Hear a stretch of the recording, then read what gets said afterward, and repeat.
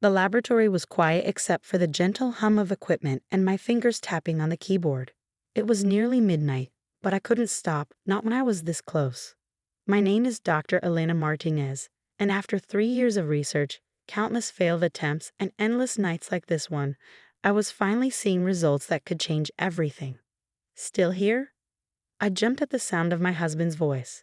David stood in the doorway of our home lab, wearing his usual expensive suit, perfectly styled hair barely touched by the long day at the hospital where he worked as a surgeon. He looked more like he was headed to a photoshoot than coming home from a 12-hour shift. Just finishing up, I said, quickly saving my latest data. The results from today's trials are promising. I think we're close to a breakthrough with the Elena. He cut me off, his tone carrying that familiar edge of condescension. It's late. Come to bed. Whatever you're working on can wait.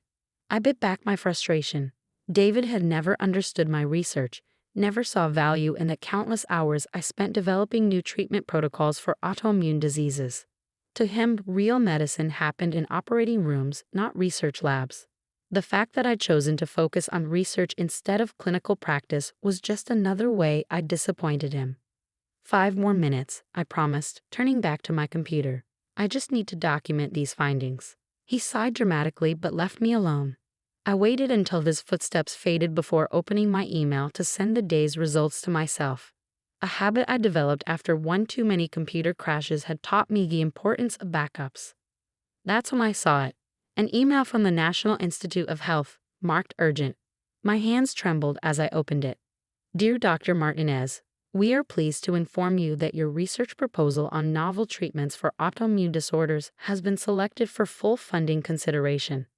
The preliminary results you've shared are extremely promising. I had to read it 3 times before the words sank in. This was it, the validation I'd been working towards for years. The NIH grant would mean everything: proper funding, a real lab, the chance to expand my research beyond our converted garage. I wanted to run upstairs and tell David immediately, but something held me back. The last time I'd shared exciting news about my research, he'd dismissed it with a wave of his hand. That's nice, dear, he'd said, not even looking up from his phone. But let's talk about real medicine. You should see the surgery I performed today. Instead, I forwarded the email to my personal account and headed upstairs. I'd tell him tomorrow, I decided. Maybe over breakfast, when he was in a better mood. But the next morning, the email was gone. Not just from my work computer, but from my personal email too. Deleted from both accounts with no trace in the trash folders. I frowned at my screen, puzzled. Had I imagined it? The lack of sleep must be getting to me. I made a mental note to check my NIH application status later and headed to the kitchen. David was already there, looking fresh and polished as always. He barely glanced up from his phone as I entered. I'm thinking of presenting at the medical conference next month, he said casually. I've been working on something interesting. Oh? I poured myself a cup of coffee, trying to shake off my unease about the missing email. What kind of presentation? Just some research findings, he replied vaguely. Nothing you'd understand. Real medical breakthroughs, not just theoretical stuff. I felt my jaw tighten but forced a smile. That's great, honey. I'm sure it'll be amazing. He finally looked up, his expression softening slightly. You know, Elena, if you're bored playing around in that garage, I could probably get you a position at the hospital. Something simple, administrative maybe. At least then you'd be doing something useful. The words hit like a slap. I'm not playing, I said quietly. My research is important. Sure it is, he said, his tone making it clear he thought the opposite. He stood up, straightening his tie. I'll be late tonight. Don't wait up. As soon as he left, I went back to my computer, determined to track down that NIH email. But the more I searched, the more things I noticed were wrong. Files moved or missing. Data sets altered. Small changes that wouldn't be obvious unless you knew what to look for. My heart started racing as I dug deeper. Someone had been in my computer, systematically copying my research and deleting the originals. And there was only one other person who had access to my lab. With shaking hands, I opened a browser and searched for the upcoming medical conference David had mentioned. There it was, listed among the keynote presentations. Breakthrough Treatments in Autoimmune Disorders, presented by Dr. David Martinez. The room spun as I stared at the screen. my research, my life's work. He was going to present it as his own. I sat there for a long time, letting the betrayal wash over me. Years of dismissive comments, subtle put-downs, and barely concealed contempt suddenly shifted into sharp focus. He hadn't just been belittling my work. He'd been studying it, waiting for the right moment to steal it. Finally, I stood up, my decision made. I wouldn't confront him, not yet. Instead, I walked calmly to our bedroom and opened his laptop, the one he thought I didn't know the password to. Sure enough, there were all my files, carefully organized and relabeled with his name. I smiled as I started typing. David had no idea what he just set in motion. You see, my husband thought he knew everything about me, but there was a lot he didn't know, like the fact that before I met him, I'd worked in digital forensics, or that I'd maintained backdoor access to every computer in our house, just in case, or that I had copies of all my research stored securely off-site, with timestamps and digital signatures proving exactly when each discovery was made. But most importantly, he didn't know that I'd been waiting for something like this. A chance to finally show him exactly who he'd been underestimating all these years. I pulled out my phone and dialed a number I hadn't used in a long time. Sarah, it's Elena. Remember that favor you owe me? I need your help with something. The next few weeks passed in a blur of careful preparation. On the surface, nothing changed. I went about my routine as usual, working in my lab, making small talk with David when our paths crossed. If he noticed anything different about my behavior, he didn't show it. But beneath the calm exterior, I was building my case. Sarah, now a prominent intellectual property lawyer, helped me document everything.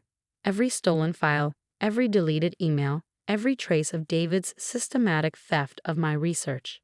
This is incredible, Sarah said one afternoon as we met in a cafe far from my usual haunts. He really thought he could just take all this and no one would notice? I stirred my coffee, watching the liquid swirl. He thought I was useless, remember? Just his silly wife playing scientist in the garage. Sarah's expression hardened.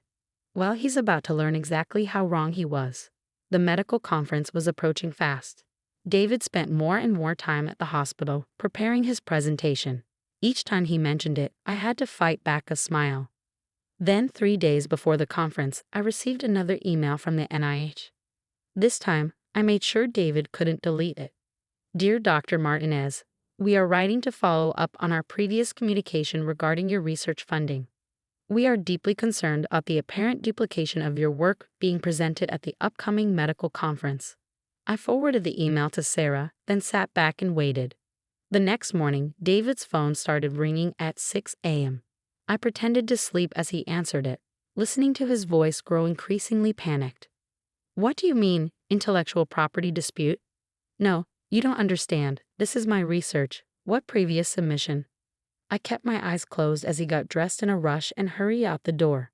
Only then did I allow myself a small smile. Phase 1 was complete.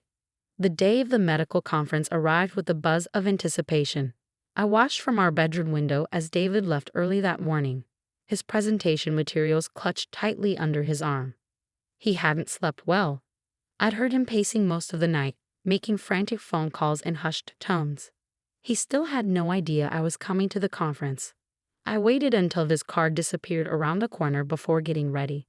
The red dress I'd chosen was a far cry from my usual lab attire, fitted, professional, and powerful. As I applied the finishing touches to my makeup, I thought about how long I'd been planning this moment. Everything's in place, Sarah texted. Are you ready? I took one last look in the mirror, on my way. The conference center was packed when I arrived, doctors and researchers from around the country filling the massive auditorium. David's presentation was scheduled as the keynote, a spot he'd no doubt pulled strings to secure. I slipped into a seat near the back, my heart pounding but my expression calm. The conference director took the stage, shuffling some papers nervously. Ladies and gentlemen, there's been a slight change to our program. I watched David's face as he sat in the front row, his back rigid with tension. He knew something was wrong, but he had no idea what was coming. Instead of our scheduled keynote, the director continued, we have a special presentation from the original researcher behind today's breakthrough findings. Please welcome Dr. Elena Martinez. The room erupted in murmurs as I stood up. David whirled around.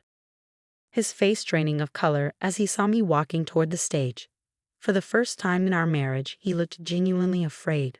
I took my place at the podium, setting down the folder containing copies of every piece of evidence Sarah and I had gathered. "Thank you," I said into the microphone, my voice steady and clear. "Today, I'd like to talk about not just medical breakthroughs, but about integrity in research. What happened next would make headlines in the medical community for months to come." I presented my research, my real research backed by years of documented work. I showed the progression of my discoveries, the careful trials, the meticulous documentation. And then, without ever mentioning David by name, I demonstrated how my work had been stolen, altered, and nearly presented as someone else's. The evidence was irrefutable. With each slide, each data point, each timestamped file, I watched David sink lower in his seat. The whispers in the audience grew louder. Several people were openly staring at him now, recognition dawning on their faces. Furthermore, I continued, maintaining my professional tone. "I'm pleased to announce that this research has already been submitted to and recognized by the National Institutes of Health. The full study, under my name, will be published next month in the Journal of Medical Innovation." I saw David stand abruptly and head for the exit, but security, arranged by Sarah, was already there. He wasn't going anywhere until the Board of Ethics had their say. After my presentation, the conference erupted in chaos. Reporters who'd come to cover a simple medical breakthrough found themselves with a much bigger story. Colleagues crowded around me, some offering support, others asking questions about my research itself. Through it all, I maintained my composure, answering questions with the same quiet confidence that David had dismissed for so long. Later that evening, as security escorted David out of the building, he caught my eye. "Why?" he asked, his voice hoarse. "You could have just confronted me privately. Why do this?" I stepped closer, keeping my voice low so only he could hear. "Because you needed to learn something, David. You thought I was useless, remember? Just your silly wife playing scientist. Well, now everyone knows exactly who I am, and exactly who you are." The aftermath was swift and severe. David's medical license was suspended pending investigation. The hospital launched an internal review of all his past work. Our marriage, unsurprisingly, ended in divorce. But for me, it was just the beginning. The NIH funding came through, allowing me to establish a proper research facility. My work gained recognition in the medical community, leading to collaborations with other researchers who actually respected my contributions.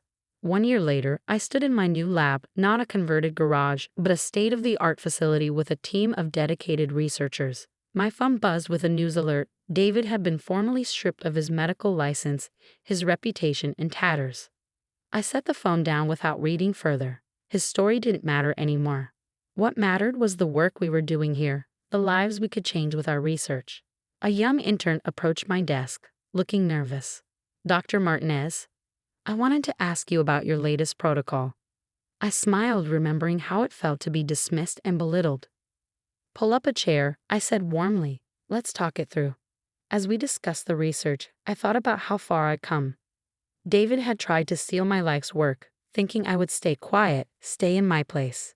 Instead, he'd given me the push I needed to reclaim not just my research, but my power. Sometimes the best revenge isn't about getting even.